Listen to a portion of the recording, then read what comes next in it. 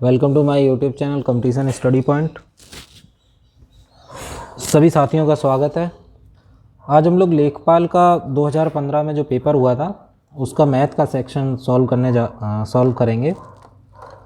उसमें किस तरह हम लोग देखेंगे किस तरह के क्वेश्चन आए थे और उनमें क्या क्या वैरायटीज़ थी, तो एक आइडिया लगेगा। तो जो लोग भी लेखपाल की तैयारी कर रहे हैं वो लोग इस वीडियो को बड़े ध्यान से देखें और समझने की कोशिश करें कि किस तरह के प्रश्न आयोग इसमें पूछता है।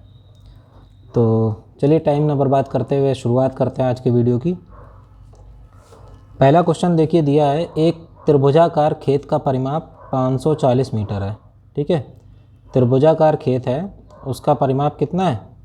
540 मीटर है। कुछ इस तरीके का खेत है और उसका परिमाप कितना है? 540 मीटर है। ठीक है, इसकी भुजाओं का अनुपात जो है अनुपात दिया है, कितना दिया है? 5:12:13। ठीक है, तो इस खेत का क्षेत्रफल क्या होगा? तो खेत का क्षेत्रफल क्या होगा? तो हमें देखिए पता है कि तीनों भुजाएं अलग अलग हैं, इतना पता है। ठीक है, अनुपात दिया है तो हम मान लेते हैं भुजाएं क्या है, यहाँ पे मान लेते हैं 5x, 12x और 13x भुजाएं मान लेते हैं। तीनों भुजाएं मान ली। ठीक है, अब इनका परिमाप कितना है? 540। परिमाप दिया है 540, यानी कि यहाँ से हमें पता चल जाएगा, क्या पता चल जाएगा? 5x अगर भुजा पहली है, 12x और 13x, तीनों भुजाओं का योग जो है वो कितना है? 540 है। ठीक है, तो यहाँ से हमें पता चल जाएगा क्या, यहाँ से अगर इन सबको जोड़ दें तो ये आ जाएगा 30x बराबर कितना आ जाएगा? 540। तो हमारा x बराबर कितना हो जाएगा? 540/30 और 0 0 कट जाएगा, 3 एकम 3 और ये 18 आ जाएगा x बराबर। ठीक है, तो यहाँ से हमें क्या पता चलेगा? पहली भुजा जो 5x है वो कितनी हो जाएगी? 5×18 यानी कि 90। ठीक, दूसरी भुजा कितनी है? 12x, तो वो 12×18 हो जाएगी, तो वो कितनी हो जाएगी आपकी? गुणा करके 216। तीसरी भुजा जो 13x है वो आपकी कितनी हो जाएगी? 13×18, तो ये आपकी हो जाएगी 13×18। तो इसकी वैल्यू लगभग आ जाएगी 234 मीटर। ठीक है, सब मीटर में। तो त्रिभुज की हमें यहाँ से तीनों भुजाएं पता चल गई। अब आगे हमें फार्मूला क्या पता है? अगर विषम बाहु त्रिभुज है तो उसका फार्मूला क्या पता है? हमें पता है अंडरवुड में s - a s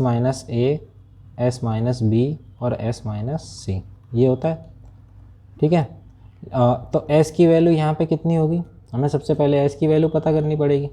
s को अर्ध परिमाप भी बोलते हैं। क्या बोलते हैं? अर्ध परिमाप। देखिए s बराबर होता है a + b + c/2। अर्ध परिमाप क्या होता है? s = होता है a + b + c/2।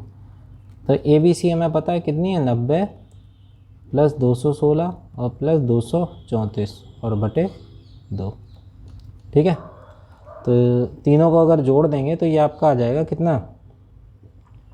540। वो हमें पहले भी दिया था, जोड़ने की ज़रूरत नहीं थी। 540 परिमाप दिया था तो अर्ध परिमाप 540/2 यानी कि कितना आ जाएगा? 270 अर्ध परिमाप हो जाएगा। ठीक है, s बराबर, तो यहाँ पे s की वैल्यू रख देंगे 270 और अंडरवुड s - a यानी कि 270 - 90 और b दूसरा क्या है? 270 - b यानी 216 और तीसरा क्या आ जाएगा आपका? 270 - 234।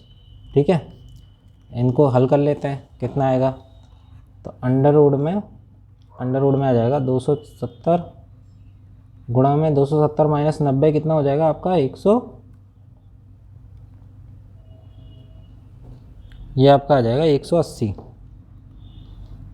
और ये आपका गुणा में आ जाएगा 270 - 216, तो 10 में से 6 गए, 4 बचे और यहाँ पे 6 में से 1 गया 5, करीब 54 आ जाएगा। ठीक है, और ये आ जाएगा आपका 36। तो इनको जब तीनों को गुणा कर लेंगे तो आपका निकल के आ जाएगा गुणनफल कितना आ जाएगा? 94478,400। ये कर सकते हैं, या फिर इनके यहीं पे फैक्टर कर लेंगे। तो फैक्टर करके आपका जो डबल में होंगे फैक्टर, वो उनका एक एक फैक्टर बाहर निकाल लेंगे तो आपका जो गुणनफल आएगा वो 97 ऑप्शन में आ जाएगा, 9720।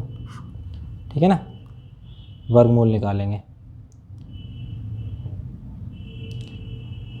देखिए एक बार वर्गमूल मैं निकाल के आपको बता भी देता हूँ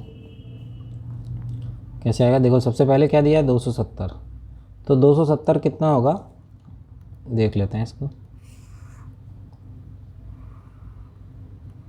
270 तो 9 × 27 तो 90 × 3 हो जाएगा। ठीक है, इसको और तोड़ दें तो 3 × 3 × 3 3 का 9 × 27। ठीक है, और गुणे 5 × 2 यहाँ से ये आ जाएगा। ठीक है, उसके बाद 180 को वर्ग करें तो ये 90 × 2। ठीक है, तो इसको लिख सकते हैं 3 × 3 और गुणे 5 × 2। ठीक है, अगर यहाँ से 54 को करें 18 × 3 = 54, तो ये 9 को क्या 3 × 3 गुणे 3 × 2। हाँ ठीक है, ये आ गया। अब यहाँ से अगर 36 को करें तो 36 का 2 × 3 × 2 × 3 यानी 6 × 36। ठीक, अब देखते हैं ये सारे फैक्टर हो गए। तो 3 के देखिए कितने फैक्टर हैं, 1 2 3 4 5 6 7 8 9 10 हैं। 10 हैं तो 5 आ जाएगा, 3 की घात 5 बाहर आ जाएगा। ठीक, गुणा में 2 के कितने हैं 1 2 3 4 5।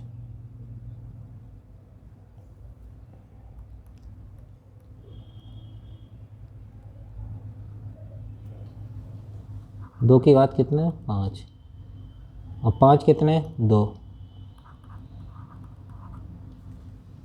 ठीक है,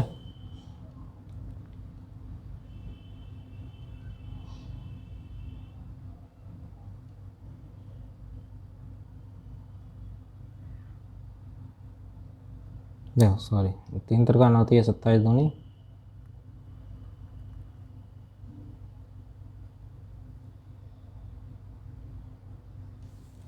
यहाँ पे कुछ गड़बड़ हो रहा है। 54 में 1 2 और आना चाहिए। देखिए 9 दूनी 18 54 होता है। ठीक है, तो ठीक है, यहाँ से जो आपका आएगा एक तो 10 बाहर आएगा और बाकी 3 की घात 5 आएगा, तो आपका 9720 बाहर आ जाएगा। ठीक है, ये आपका ऑप्शन सही होगा ये। चलिए दूसरा देखते हैं। दूसरा क्वेश्चन दिया है 3 संख्याओं का अनुपात, 3 संख्याओं का योगफल कितना है 95392 है। सॉरी, पहली दूसरी संख्या का अनुपात 2 3 है और दूसरी तीसरी संख्या का अनुपात 5 8 है। तो तीसरी संख्या कौन सी होगी। ठीक है, तो पहली संख्या दूसरी संख्या और ये तीसरी संख्या। ठीक है, 3 संख्याएं दी गई हैं। पहली का है 2 3 अनुपात और दूसरी तीसरी का कितना है 5 और 8 अनुपात। तो हम क्या करेंगे, सबसे पहले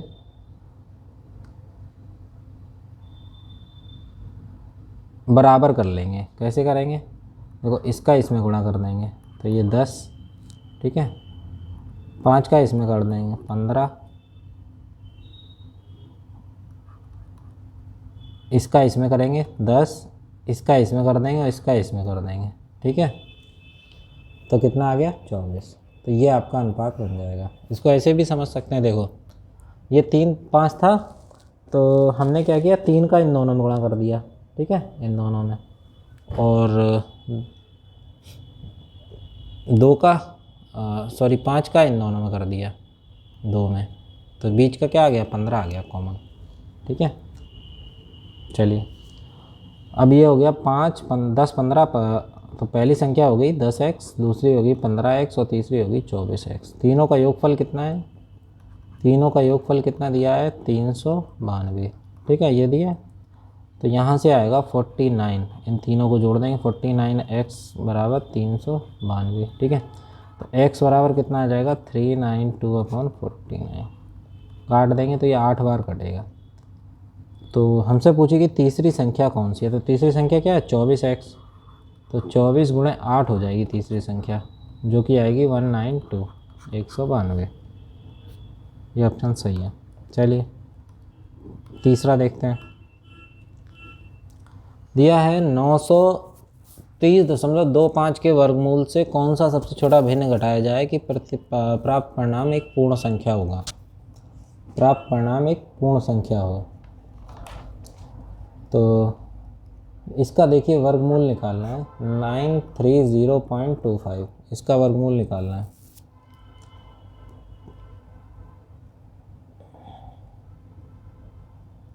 तो यहाँ से हम देखते हैं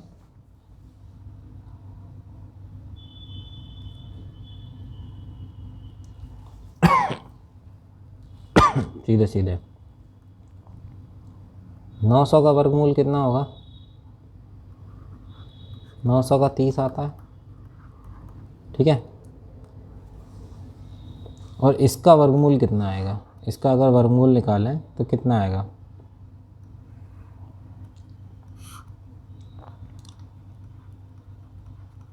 इसका वर्गमूल निकालते हैं 93025, ठीक है। इसका वर्गमूल निकालते हैं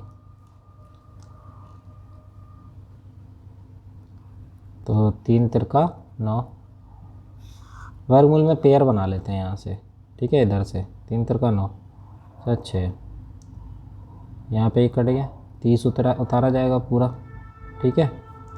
कितनी बार जाएगा, यहाँ पे 3 आ गया, कितनी बार जाएगा ये। अब 30 उतारा, 30 में 6 का भाग 6, तो 6 का भाग 30 में अगर एक बार भी दें तो 61 हो जाएगा, जब 30 छोटा है। यहाँ पे 0 होगा, बाद में 25 उतार दिया जाएगा, तो कितनी बार जाएगा, 5 बार।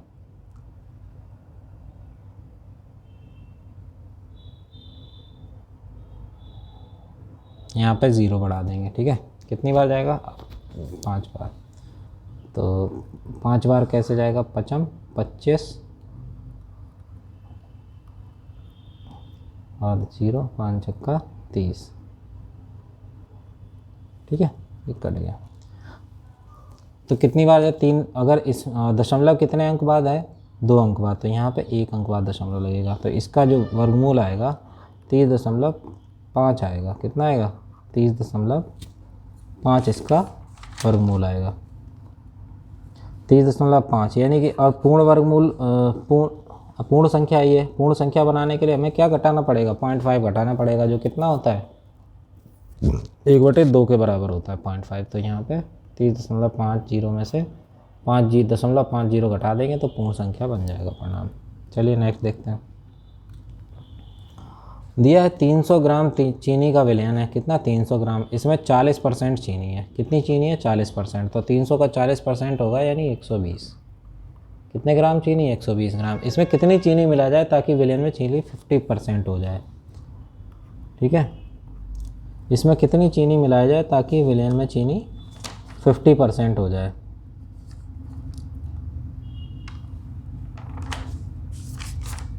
तो देखिए 40 ग्राम अगर मिलाते हैं, इसे ऑप्शन से हल करते हैं।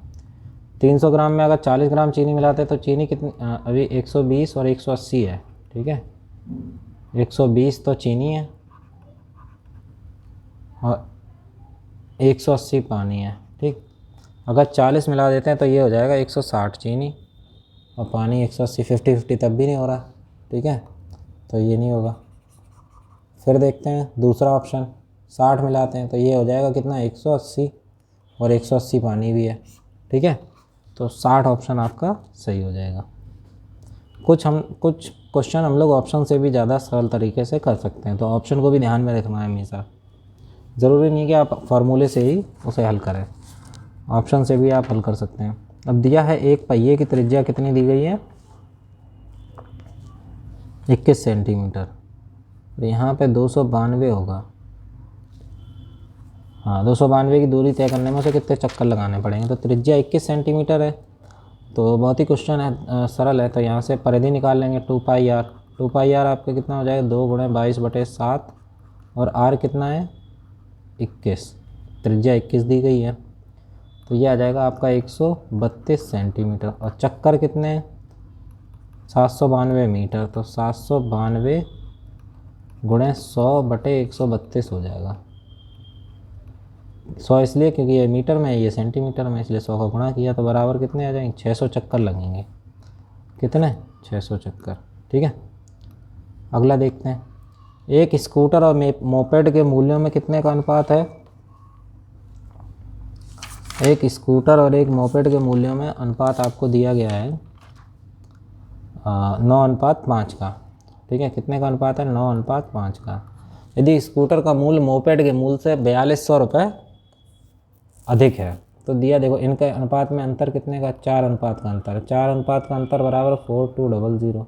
तो एक बराबर कितना हो जाएगा, 600 हो जाएगा, नहीं 4200/4, 4×4=20, 150।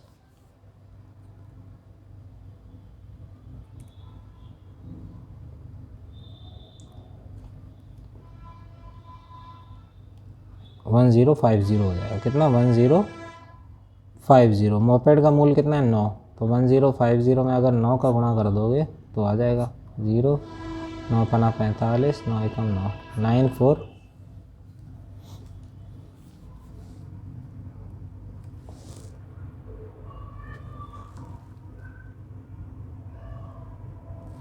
सॉरी, ये तो आ गया आपका स्कूटर का मूल्य हो गया 9 स्कूटर का, जबकि मोपेड का कितना है 5x।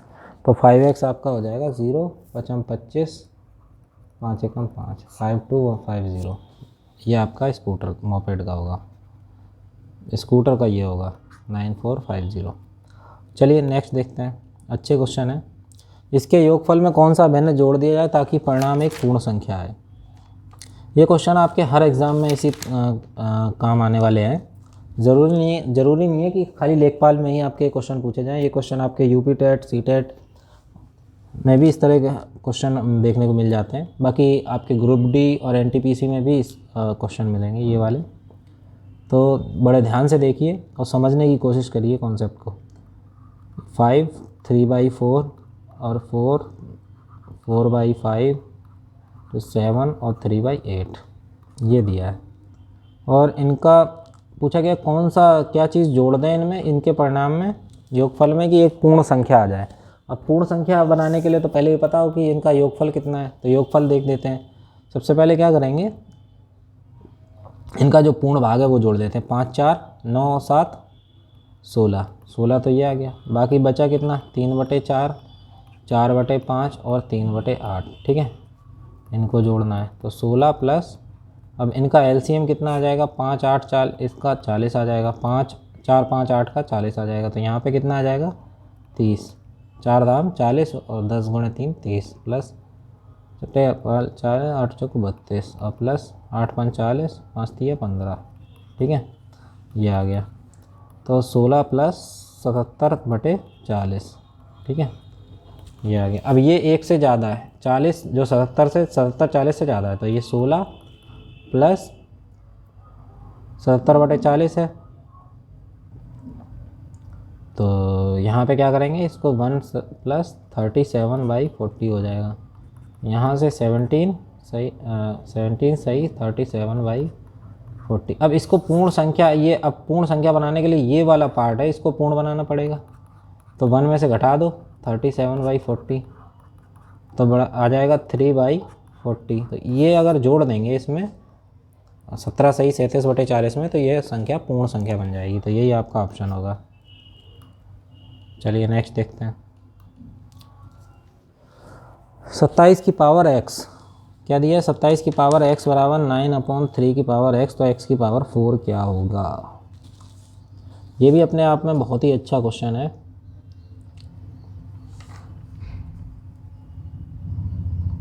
चलिए देखते हैं इसको कैसे हल करेंगे।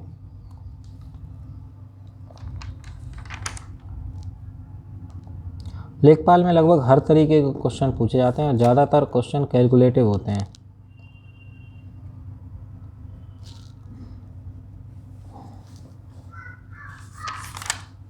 तो इस चीज़ का आप लोगों को ध्यान रखना है।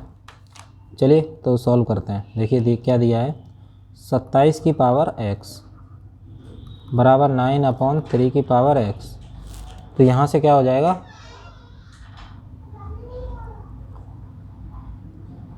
यहाँ से क्या हो जाएगा आपका, इसको 27 की पावर x को लिख सकते हैं 3 की पावर 3x इंटू 3 की पावर x, ये यहाँ से यहाँ आ गया गुणा होके बराबर 9, यानी 3 की पावर 2। ठीक है, सबको 3 की पावर में ले आए हम, तो ये आपका 3 की पावर 3x प्लस x हो जाएगा बराबर क्या हो जाएगा 3 की पावर 2। यहाँ से अगर घाते बराबर कर दें तो 3x प्लस x बराबर क्या आ जाएगा आपका 2। यहाँ से 4x बराबर 2 आ जाएगा, तो x बराबर क्या आ जाएगा 1/2। ठीक है, अब हमें x 1 अपॉन पता क्या करना है 1 अपॉन एक्स की पावर 4, तो यहाँ से क्या करेंगे 1 अपॉन एक्स को क्या लिख देंगे 1/2 की पावर 4। ठीक, ये हो जाएगा, तो इसको हम लिख सकते हैं 1 बटे और ये 2 दूनी 4 दूनी 8 दूनी 16, तो 1/16। ठीक, अब ये 16 ऊपर आ जाएगा, कैसे ये पलट जाती है ना पेन, तो ये 16 ऊपर आ जाएगा। ठीक है, तो इसका आंसर हो जाएगा आपका 16। नेक्स्ट देखते हैं, एक वृत्त की परिधि उसके व्यास से कितनी अधिक है 18.6 सेंटीमीटर अधिक है एक वृत्त की परिधि, तो बताइए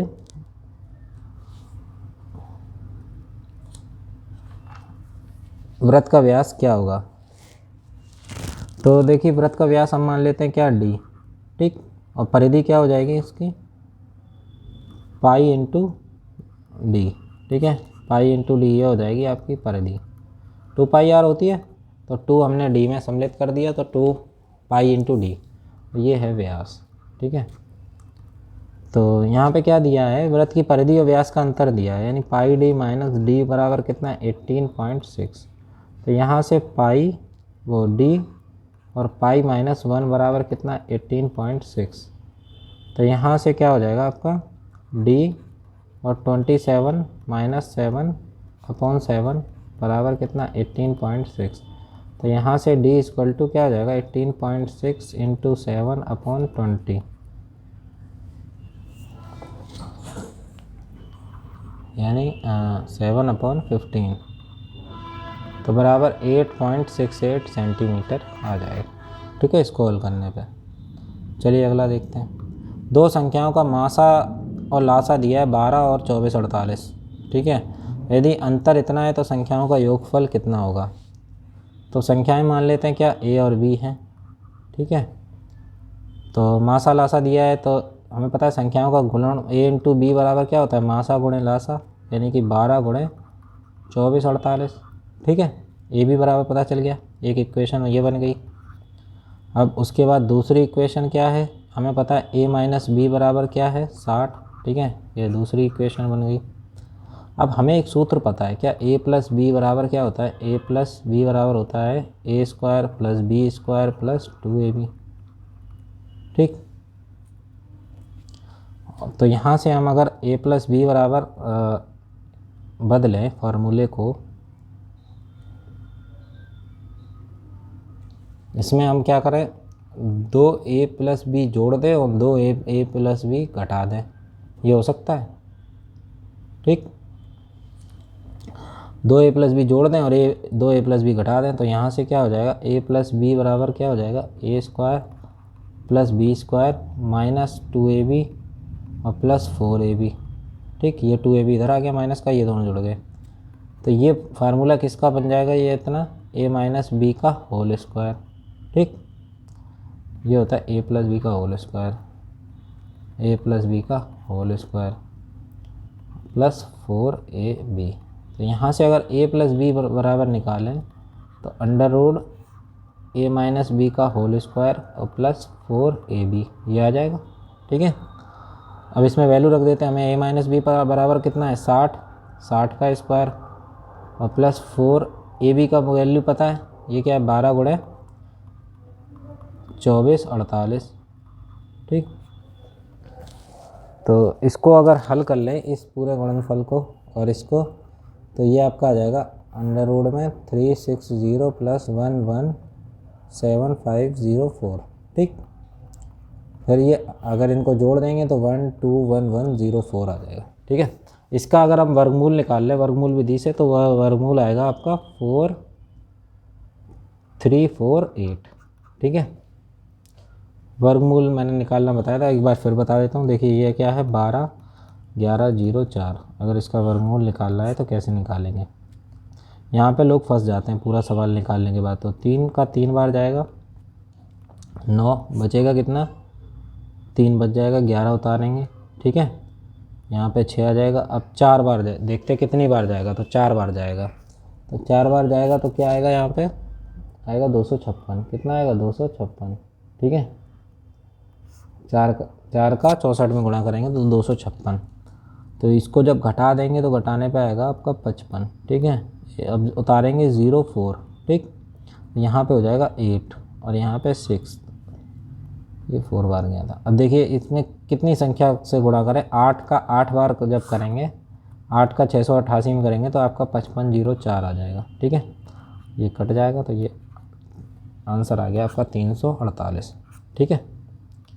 चलिए नेक्स्ट देखते हैं 11।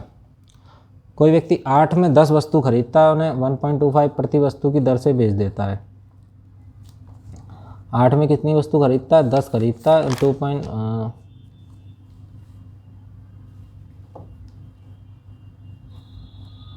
इतने की दर से बेच देता है,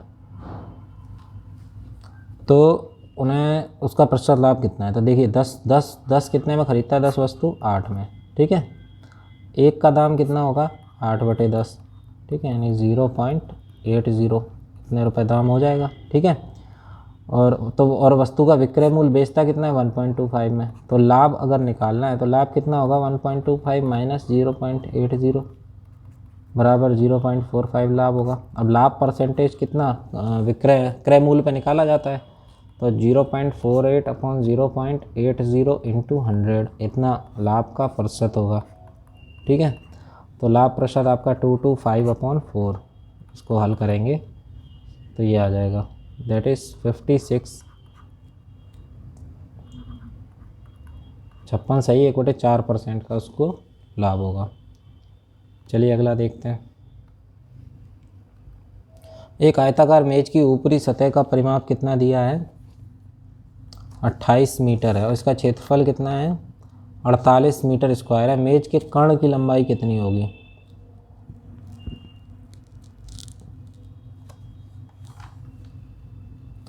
तो लंबाई चौड़ाई मान लेते हैं ए बी, कितनी लंबाई है ए गुणे बी, ये तो उसका वो हो गया क्षेत्रफल। लंबाई ए है चौड़ाई बी है, तो परिमाप कितना है 28 मीटर दिया है। कितना दिया है 28 मीटर दिया है। तो 2a + b कितना होगा 28, तो a + b कितना हो जाएगा 14, ठीक है। 14 हो गया a + b, ये एक इक्वेशन बन गई। और ए बी कितना दिया है 48, क्षेत्रफल कितना है 48 है, तो ए बी 48 हो गया, a + b 14 हो गया। अब हमें निकालना है, अब यहाँ से अगर a - b का स्क्वायर निकालें a + b के फॉर्म में, तो a + b का होल स्क्वायर और -4ab, ये जैसे मैंने अभी पहले बताया था उसी फार्मूले से। तो यहाँ से अगर इसको निकालें a + b का होल स्क्वायर कितना है 14 का स्क्वायर और -4ab, 4 इंटू ए बी कितना है 48। तो यहाँ से इसको हल करेंगे तो 196 - 192 बराबर 4। तो a - b आ जाएगा आपका 4। अब दो इक्वेशन बन गई, दोनों को अगर जोड़ दें a + b बराबर 14 है और a - b बराबर कितना है 4, तो दोनों को जोड़ देंगे तो 2a = 18, तो a = 9, ठीक है। तो b = कितना आ जाएगा 6 आ जाएगा। आयताकार मेज के कर्ण की लंबाई पूछी, कर्ण की लंबाई √a² + b² होती है। तो अंडर में a कितना है 9 का स्क्वायर प्लस b कितना है 6 का स्क्वायर। तो यहाँ से कितना आ जाएगा अंडर में 9 में 81 और प्लस 36। तो इनको अगर जोड़ देंगे हम लोग तो आ जाएगा आपका 100 का स्क्वायर कितना होता है 10 और 100 का अंडर कितना होता है 10, ठीक है। नेक्स्ट देखते हैं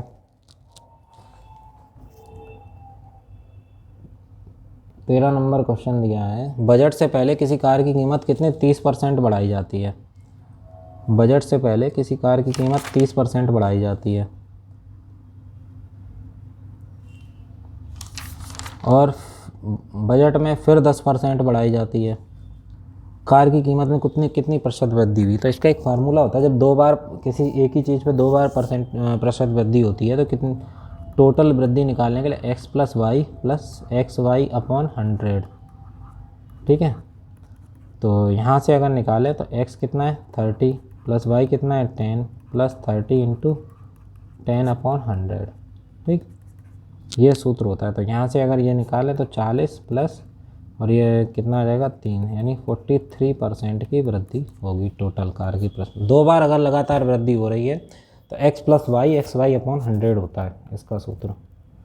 नेक्स्ट देखते हैं, कोई धनराशि साधारण ब्याज पर 10 वर्षों में अपनी कितनी होती है, दुगनी हो जाती है। तो ब्याज की दर पूछी गई है। तो ब्याज बराबर क्या होता है, देखो ब्याज बराबर क्या होता है, ब्याज बराबर होता है मिश्र धन, यानी ब्याज समेत जो धन होता है माइनस मूलधन। तो मान लो अगर जो हमारी राशि थी वो x थी, तो हमारा ब्याज कितना हो जाएगा, x ही ब्याज मिल जाएगा हमें। मिश्र धन हमारा दुगनी हो रही धाती राशि, तो मिश्र धन कितना 2x और माइनस x, तो ब्याज हमारा x हो गया। ठीक है, तो साधारण ब्याज बराबर क्या होता है, मूलधन गुणे दर r, मूलधन x था, समय कितना है 10/100। ठीक, साधारण ब्याज क्या है, साधारण ब्याज x है, x बराबर x into R into 10 upon 100। अब ये कट गया 10 बार, तो यहाँ से r इक्वल और x से x कट गया, तो r इक्वल टू कितना 10%। 10% की दर से कोई भी राशि साधारण ब्याज पर 10 वर्षों में दुगनी हो जाएगी। ठीक है, चलिए नेक्स्ट देखते हैं, किसी संख्या में 8% जोड़ दें और 3% घटा दें। 8% जोड़ दें और 3% घटा दें तो क्या होता है, प्राप्त संख्याओं के बीच का अंतर 407 है, तो मूल संख्या। तो 8% जोड़ देंगे तो संख्या कितनी हो जाएगी, मान लीजिए संख्या x है, तो 8% जोड़ देंगे तो x की 108/100 ये हो जाएगी संख्या। और 3% घटा दें तो कितनी हो जाएगी 97x/100 ये संख्या हो जाएगी 3% घटाने पे और ये 8% बढ़ाने पे। ठीक है, और इनका अंतर कितना आ रहा है 407 आ रहा। तो यहाँ से अगर इसको हल करेंगे तो यह कितना आ जाएगा, इसमें से हर समान है, तो 108 में से 97 घटा देंगे तो 11x/100 बराबर कितना आ जाएगा 407। तो यहाँ से x बराबर कितना आ जाएगा 407 इंटू 100/11। ठीक है, तो x equal to 37 into 100, x equal to 3700। ठीक है, ये आ जाएगा, कितना आ जाएगा 3700।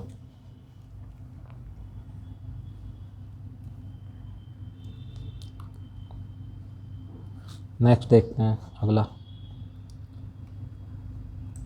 कुल टोटल 25 प्रश्न इसमें पूछे जाते हैं और अलग अलग तरीके के। एक अगला क्वेश्चन दिया है, एक त्रिभुज का परिमाप 30 है, कितना 30 सेंटीमीटर है और इसका क्षेत्रफल 30 सेंटीमीटर स्क्वायर है। त्रिभुज की सबसे बड़ी भुजा की लंबाई 13 है, तो सबसे छोटी भुजा की लंबाई क्या होगी। तो मान लेते हैं त्रिभुज की तीनों भुजाएं A, B और C हैं। क्या है, त्रिभुज की भुजाएं A, B, C हैं। सबसे बड़ी भुजा A, B, C हैं, तो A, B और दिया है क्या A plus B plus C बराबर कितना है 30 है। ठीक है, यहाँ से अर्ध परिमाप कितनी हो जाएगी, S बराबर कितना हो जाएगा A plus B plus C/2 15 हो जाएगा। ठीक है, और यहाँ पे A की वैल्यू हमें 13 दी गई है। ठीक, तो यहाँ से B प्लस C बराबर कितना हो जाएगा, और A की वैल्यू कितनी 13 लिख दो बराबर 30। तो यहाँ से B प्लस C बराबर कितना हो जाएगा 30 माइनस 13। तो ये कितना आ जाएगा 30 माइनस 13 आपका 17 सेंटीमीटर। B प्लस C बराबर 17 सेंटीमीटर। ठीक है, तो हम मान लेते हैं इन दोनों भुजाओं में से एक भुजा B प्लस C बराबर 17 है। अगर हम मान लेते हैं एक भुजा x है तो दूसरी क्या हो जाएगी 17 माइनस x हो जाएगी। ठीक, एक तो 13 हो गई, एक x हो गई और एक 17 माइनस x हो गई, ये पता चला आपको। तो इस फार्मूले इसको अगर उस फार्मूले में रख दें √s minus a s minus b और s माइनस c, त्रिभुज का क्षेत्रफल हमें दिया है 30, ठीक। तो इसमें रख दें तो आपका क्या हो जाएगा, एस बराबर कितना है 15, 15 और 15 माइनस ए यानी कि 13 और 15 माइनस एक्स और 15 माइनस 17 और प्लस एक्स, ये हो जाएगा, ठीक है, बराबर 30। तो यहाँ से अगर इसको हल करें तो इसका अंडर रूट हटाने के लिए 30 का स्क्वायर करना पड़ेगा। तो 30 का स्क्वायर हो जाएगा कितना 900, या 30 का स्क्वायर ही लिख देते हैं। यहाँ पे हो जाएगा 15 गुणे 2, 15 माइनस 13 गए 2 गुणे 15 माइनस एक्स, और ये आपका आ जाएगा 2 प्लस एक्स, कितना 2 plus 2 minus x, 2 minus x sorry, x minus 2, 2 minus x भी नहीं, एक्स माइनस 2 क्योंकि माइनस का 2 है तो एक्स माइनस 2। तो इन दोनों को आपस में अगर गुणा कर लें तो हमारा आ जाएगा 30 का स्क्वायर बराबर यहाँ पे 30 और यहाँ पे आ जाएगा आपका x माइनस 2 है ना, तो यहाँ पे अगर आ जाएगा आपका 17x, इसको हल करने के बाद 17x माइनस एक्स स्क्वायर और माइनस 30, ठीक है। ये 30 से ये स्क्वायर कट जाएगा इसका, तो एक 30 बचेगा, तो 30 बराबर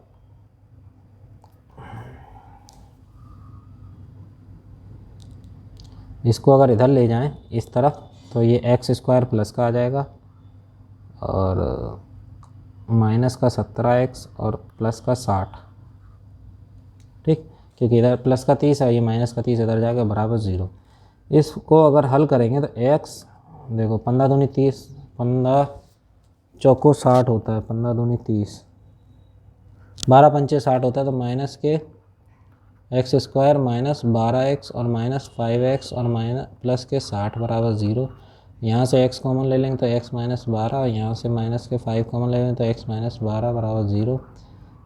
इस इक्वेशन को जब हल करेंगे तो x माइनस 12 एक तरफ और x माइनस 5 एक तरफ आ जाएगा बराबर 0। तो x इक्वल टू 12 होगा या फिर x इक्वल टू 5 होगा।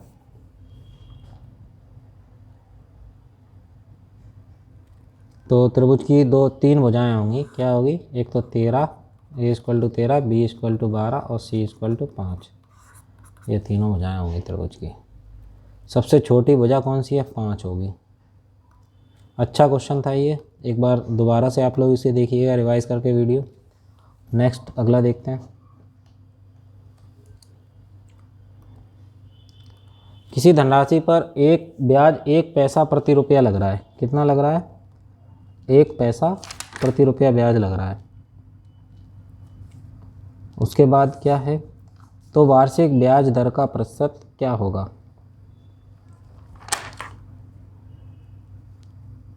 वार्षिक ब्याज दर का प्रति रुपया प्रति माह,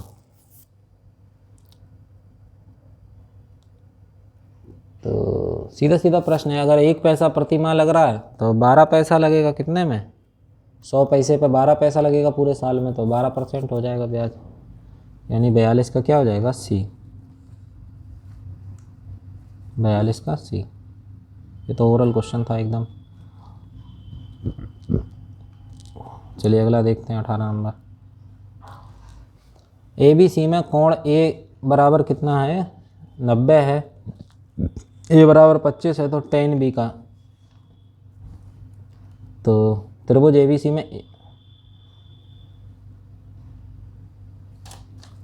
कोण A कितना दिया है, कोण A 90 है। मान लो कोई भी त्रिभुज है, समकोण त्रिभुज, इसमें कोण A बराबर कितना है, 90, ठीक है। और BC जो है, BC बराबर कितनी है, 25 सेंटीमीटर, 25 सेंटीमीटर है, तथा B के सामने की भुजा AC, B के सामने की भुजा 7 है, ये 25 है, ये 7 है, ठीक है। तो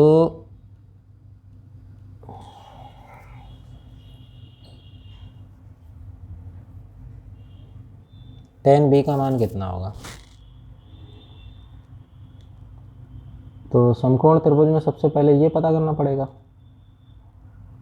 तो ये आपका आएगा इसका स्क्वायर, ये वाली भुजा आपकी आ जाएगी 25 का स्क्वायर और माइनस 7 का स्क्वायर, तो 625 माइनस 49, अंडर रूट में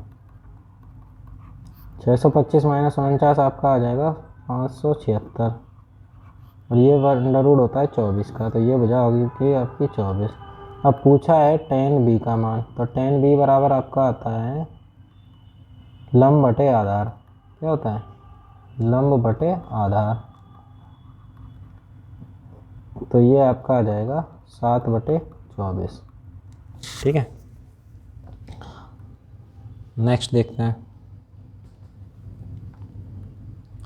50 प्रेक्षणों के समूह का मानक विचलन कितना दिया है? 50 प्रेक्षणों के समूह का मानक विचलन आपको दिया है 8। यदि प्रत्येक प्रेक्षण को 2 से गुणा किया जाए तो मानक विचलन का मान कितना होगा? 2 से। तो देखो, यदि प्रेक्षणों में n से गुणा किया जाता है तो मानक विचलन में भी मानक विचलन कितने गुणा बढ़ जाता है? n गुणा बढ़ जाता है। तो इसमें 2 से गुणा किया जा रहा है तो मानक विचलन कितने गुणा बढ़ जाएगा? 2 गुना बढ़ जाएगा। पहले कितना था? 8, 2 गुना बढ़ जाएगा, यानी 16 हो जाएगा। ठीक है, नेक्स्ट देखते हैं। एक व्यक्ति अपनी यात्रा का 2/11 भाग ट्रेन से, 22/27 भाग कार से और शेष 1 किलोमीटर पैदल से। तो पहले देख लेते हैं, उसकी यात्रा मान लो 1 थी। ठीक, उसने कितना तय कर लिया पहले ये देखना पड़ेगा। 2/11 और प्लस 17/22 इतना तय कर लिया। तो इनको जोड़ दो पहले, 2/11 और 17/22 कितना भाग तय कर लिया? तो ये 4/22 हो जाएगा। तो ये 21/22 हो जाएगा। बचा कितना भाग है? 1 माइनस 21/22 बचा है, तो ये कितना हो जाएगा? 1/22 हो जाएगा। ठीक है, 1/22 है 1 किलोमीटर, तो टोटल यात्रा कितनी होगी? 22 किलोमीटर की होगी। सिंपल क्वेश्चन था। x के किस मान के लिए निम्नलिखित आंकड़ों का बहुलक 27 होगा? तो देखो 27 कितनी बार, ये अभी टेट में भी यही प्रश्न, सेम यही प्रश्न अभी टेट में पूछा गया था। तो देखो 27 का 1, 2, 3 वैल्यू हैं। अब बहुलक हमें 27 को बनाना है तो x की वैल्यू 27 सबसे ज़्यादा होनी चाहिए। तो x की किस वैल्यू के लिए? 27 वैल्यू के लिए बहुलक का मान, आंकड़ों का बहुलक 27 होगा। बहुलक वही होता है जो सबसे ज़्यादा बार आए। तो देखो 26 कितने बार है? 1, 2, 3 बार आया है। अगर 27 को बहुलक बनाना है तो 27 4 बार आना चाहिए। तो 1, 2, 3 बार तो आया ही है। x की यहाँ पे वैल्यू 27 हो जाएगी, तो आ जाएगा। नेक्स्ट देखते हैं। किसी काम में एक पुरुष एक महिला से दुगना तेज है। किसी काम में एक पुरुष महिला से दुगना तेज है। ठीक है, तो मेल और फीमेल का रेशियो क्या है? 2:1। ठीक है, और एक महिला एक लड़के से दुगनी तेज है। महिला जो है लड़के से दुगनी तेज है, 2:1। ठीक है, यदि वे सभी मिलकर, एक पुरुष एक महिला एक लड़का मिलकर एक काम को 4 दिनों में करते हैं तो लड़का अकेले उसे कितने दिनों में करेगा? तो सबसे पहले इनका रेशियो अगर बराबर कर दें तो बराबर करने के लिए क्या करना पड़ेगा हमें? यहाँ पे क्या करना पड़ेगा? 2 का गुणा कर देते हैं। ठीक है, तो ये आ जाएगा 4:2:1, और ये रेशियो हो जाएगा मेल, फीमेल और बॉय का। ठीक है, तो इनका सबका अगर एक दिन का काम देखें तो एक दिन का काम कितना होगा?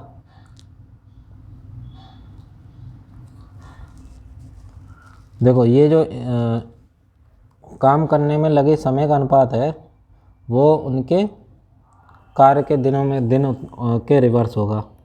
तो इनको लगा समय कितना होगा? x, 2x और 4x। इनमें दिन कितने लगेंगे? इतने। ठीक है,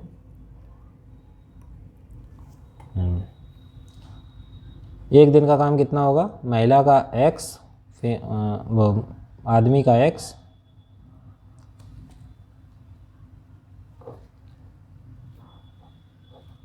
ठीक है, मान लीजिए, हाँ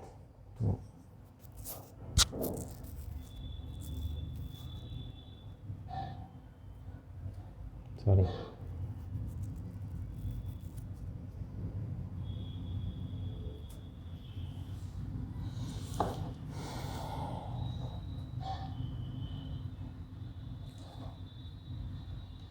ये काम का अनुपात है, सही है। तो समय का अनुपात इसका उल्टा होगा।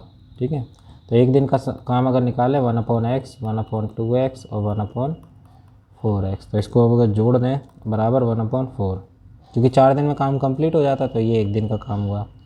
तो यहाँ पे आपका आ जाएगा सब जोड़ के 4, 2, 1/4x इक्वल टू 1/4। 4 से 4 कट जाएगा तो x इक्वल टू आ जाएगा आपका 7। तो लड़का कितने दिन में काम करता है 4x में, तो 7 चौको 28। लड़के काम करने में कितना समय लगेगा, 28 दिन लगेंगे। नेक्स्ट देखते हैं। अगला दिया है, वर्गीकृत आंकड़ों का माध्य अभिकलित करते समय हम मानते हैं कि बारंबारताएं कहाँ पर हैं। तो बारंबारताएं सभी वर्गों के वर्ग केंद्रों पर अंकित हैं। वर्गों के वर्ग केंद्रों पर अंकित हैं, हम यही मानते हैं। ठीक है। अब दिया 16832 के माध्य और माध्यिका का योगफल पूछा गया है। 16832 के माध्य और माध्यिका, तो इनका माध्य जो होता है इनका योग होता है। तो 1 + 6 + 8 + 3 + 2/5, ये आपका क्या होता है, ये आपका होता है माध्य। ठीक है, ये आपका क्या होता है, माध्य। तो इनको जोड़ लेते हैं तो इनका योग क्या आ जाएगा, 20/5, ये हो जाएगा 4। ठीक है। और माध्यिका क्या होती है, n + 1/2, वह पद।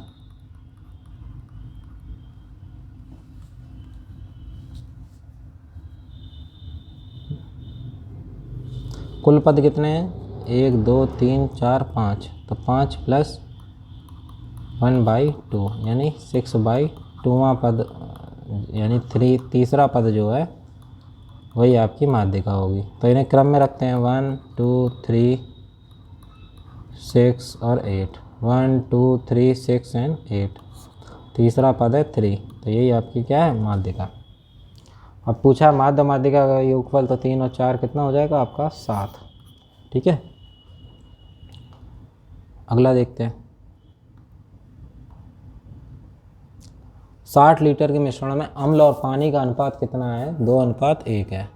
कितने का अनुपात है, 60 लीटर में अम्ल और पानी, 60 लीटर है, 2:1 है। तो अम्ल कितना होगा, 40 होगा, पानी कितना होगा, 20 होगा। ये कैसे निकाला, देखो 3, दोनों अनुपात जोड़ लो, 3 आएगा, दोनों जोड़ लो 3 आएगा, 3 का 60 में भाग दे दो तो 1 रेशियो पता चल जाएगा। तो ये 2 रेशियो है, 40 हो गया, ये 60 हो गया। कितना लीटर पानी मिलाया जाए ताकि अम्ल और पानी का अनुपात 2:1 हो जाए, कितना उल्टा हो जाए, यानी पानी मिलाने पे कितना हो जाए, 2:1 हो जाए। ठीक है। तो ये 80 हो जाए, पानी कितना 80 हो जाए तभी तो 2:1 होगा। तो 80 के लिए क्या 60 मिलाना पड़ेगा, 60 मिला देंगे इसमें तो कितना हो जाएगा, ये 80 हो जाएगा, और ये कितना 40 का 40 ही रहेगा। तो अभी अनुपात कितना हो जाएगा, 2:1 हो जाएगा। ठीक है। तो हमें 60 मिलाना पड़ेगा। तो ये तो रहे आपके लेखपाल के 25 क्वेश्चन। अगर आपको वीडियो अच्छा लगा हो तो इसे लाइक, सब्सक्राइब और शेयर करें।